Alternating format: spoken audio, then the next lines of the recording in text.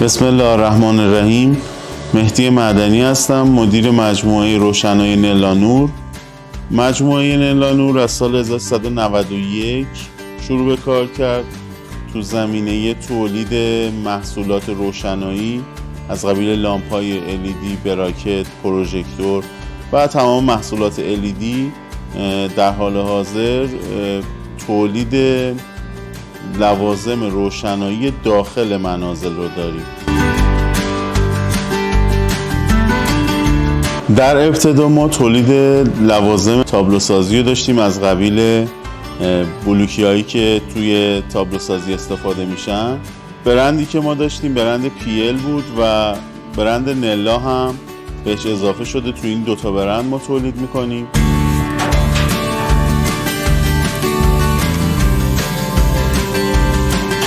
ما برای محصولاتمون تولید محصولات روشنایی برای برش ورق‌های دیفیوزرمون از دستگاه برش لیزر سیمای شهر استفاده کردیم.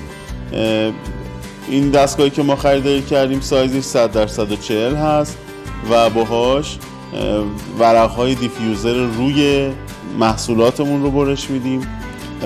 یه دستگاه دیگه هم خریداری کردیم برای هک روی محصولاتمون هست که دستگاه فایبر مارکینگ سیمای شهر رو استفاده میکنیم. در حال حاضر دستگاه فایبر رو من فکر میکنم حدود 3 سال پیش خریداری کردیم و این دستگاهی که خریداری کردیم تا الان به ندرت احتیاج به حتی خدمات پس از فروش داشته و خیلی روون داریم. با اینکه ما خیلی زیاد ازش داریم کار میکشیم، خیلی روون داره کارش انجام میده.